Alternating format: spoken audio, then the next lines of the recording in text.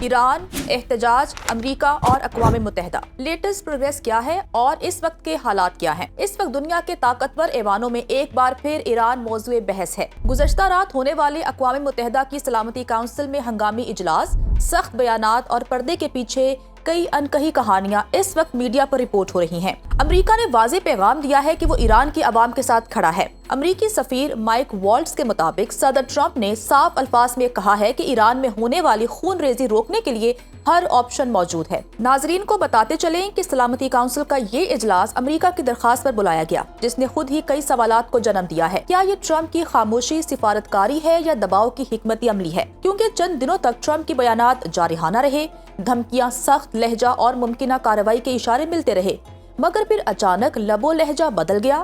Trump نے کہا ہے کہ انہیں اطلاع دی گئی ہے کہ ایران میں ہلاکتوں میں کمی آ رہی ہے اور 800 افراد کی پھانسیاں روک دی گئی ہیں۔ تو یہاں سوال اٹھتا ہے، کیا یہ تبدیلی محض اتفاق تھی یا پس پردہ کوئی سفارتی رابطہ ہو چکا تھا؟ یہ وہ سوال ہے جس کا جواب فی الحال کسی کے پاس نہیں ہے۔ کیا ایران میں ہونے والا احتجاج سازش ہے یا عوامی بغاوت؟ ایران مسلسل یہ موقف اختیار کیے ہوئے ہے کہ یہ مظاہرے امریکہ اور اسرائیل کی سازش ہیں، جن کا مقصد ملک میں عدم استحکام پیدا کرنا ہے اور فوجی مداخلت کا جواز بنانا ہے۔ لیکن امریکہ اس بیانیے کو مکمل طور پر مسترد کرتا ہے۔ امریکی سفیر کے مطابق ایرانی حکومت پہلے سے کہیں زیادہ کمزور ہو چکی ہے اور یہی کمزوری اسے اپنے ہی عوام سے خوف زدہ کر رہی ہے۔ اسی تناظر میں اقوام متحدہ میں اہم اجلاس طلب کیا گیا، جس میں تشویش کا اظہار کیا گیا ہے کہ امریکہ کا اٹھایا ایک غلط قدم بڑی آگ ثابت ہو سکتا ہے۔ اقوام متحدہ کے سیکرٹری جنرل نے تمام فریقین کو تحمل کا مشورہ دیا ہے۔ ان کا پیغام سادہ مگر گہرا ہے۔ اگر کسی بھی جانب سے جذبات میں آ کر فیصلہ ہوا تو یہ بحران صرف ایران تک محدود نہیں رہے گا، بلکہ پورے خطے کو اپنی لپیٹ میں لے سکتا ہے۔ یہ بیان دراصل ایک خاموش وارننگ ہے۔ ایران نے بھی امریکی الزامات کا سخت جواب دیا۔ ایران کے نائب مستقل مندوب غلام حسن نے سیکیورٹی کونسل میں بات شروع کرتے ہوئے امریکہ اور اسرائیل پر انگلی اٹھا دی۔ ان کا کہنا تھا کہ جو بریفنگز پیش کی گئی ہیں وہ دراصل سیاسی ایجنڈے کا حصہ ہیں۔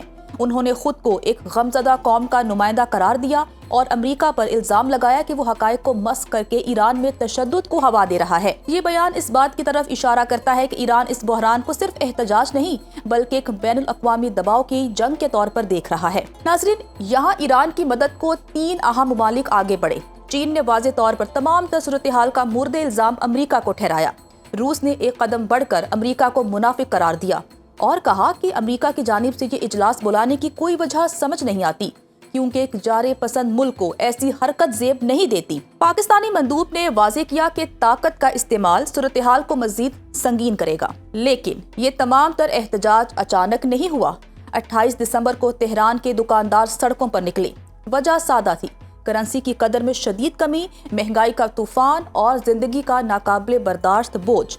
مگر جو احتجاج ابتدا میں معاشی تھا وہ جلد ہی حکومت مخالف تحریک میں بدل گیا اور پورے ملک میں پھیل گیا۔ مغربی میڈیا کی رپورٹس کے مطابق سینکڑوں افراد جان سے گئے، جن میں مظاہرین اور سیکیورٹی اہلکار دونوں شامل ہیں۔ حکومت نے تقریباً مکمل مواصلاتی بلیک آؤٹ نافذ کر دیا، جس نے نہ صرف خبریں دب گئی بلکہ افواہوں کو بھی تقویت ملی۔ اگرچہ احتجاج کی شدت کم ہو گئی ہے، مگر لگتا ہے کہ صدر ٹرمپ اسرائیلی وزیر اعظم کی ایما پر گریٹر اسرائیل کے ایجنڈے کو تقویت پہنچانا چاہتے ہیں۔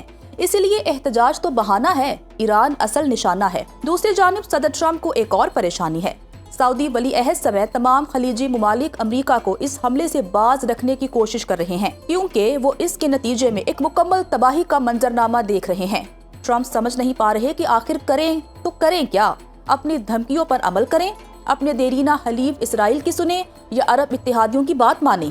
دنیا کی نظریں ایران اور امریکہ پر جمی ہیں، کیونکہ یہاں ہونے والا ہر فیصلہ صرف ایک ملک کا مقدر نہیں بلکہ پورے خطے کا مستقبل بدل سکتا ہے۔ اگر آپ کو ویڈیو پسند آئی ہو تو لائک کیجئے، شیئر کیجئے، کامنٹ کیجئے اور چینل کو سبسکرائب کیجئے۔ مجھے دیجئے اجازت، خدا حافظ۔